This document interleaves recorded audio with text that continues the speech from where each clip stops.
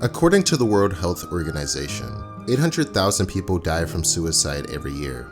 In 2019 alone, there were an estimated 1,380,000 suicide attempts. On average, there are about 130 suicides per day.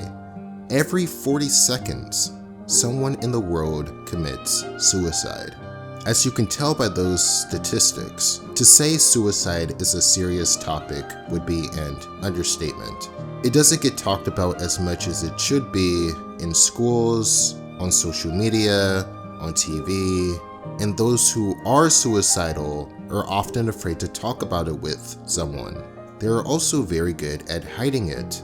You may know someone who seems like the happiest person in the world, like they've got life figured out, when in actuality they're depressed and have to put on this mask for society standards.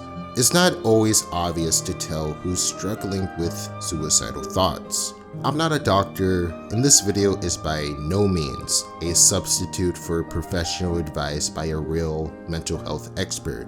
Everyone has their own personal challenges, so to speak about suicide in a general sense is pretty tricky. Some people are dealing with emotional pain, while others are dealing with physical pain. Those who are suicidal don't want to die, they just want the pain to stop. I'll speak from personal experience, though I'm not sure how helpful it will be. Have I had suicidal thoughts in the past? Yeah, but it never got too serious. I didn't attempt anything, though you may be able to relate to some of the problems that I had. If I can recall correctly, I'm pretty sure it had something to do with my low grades in high school, society's expectations of what I should be, and just the overall feeling of loneliness. As I'm writing this, those problems that I had years ago are basically irrelevant, though it did help me grow as an individual, so I'm grateful for that.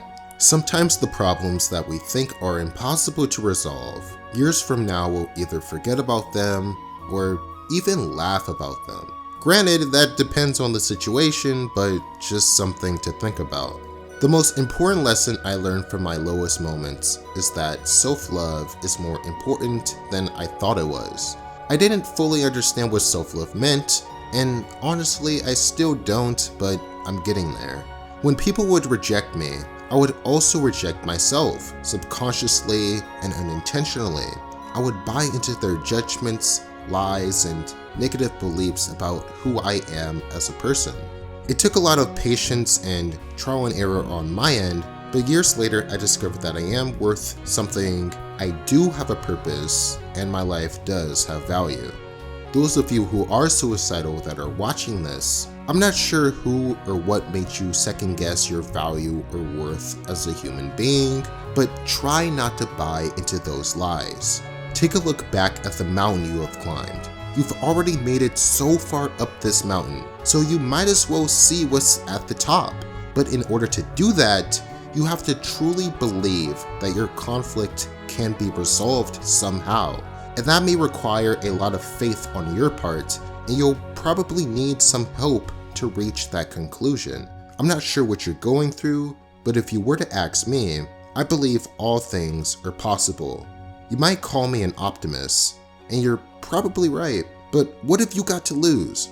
Conflicts can be resolved in ways you might not expect, so keep that in mind as well. It's important to be open-minded that there are an infinite amount of possibilities for how your life can play out. I don't know about you, but I'm taking those chances. I'm rooting for you, and remember, you're never alone. We're in this together.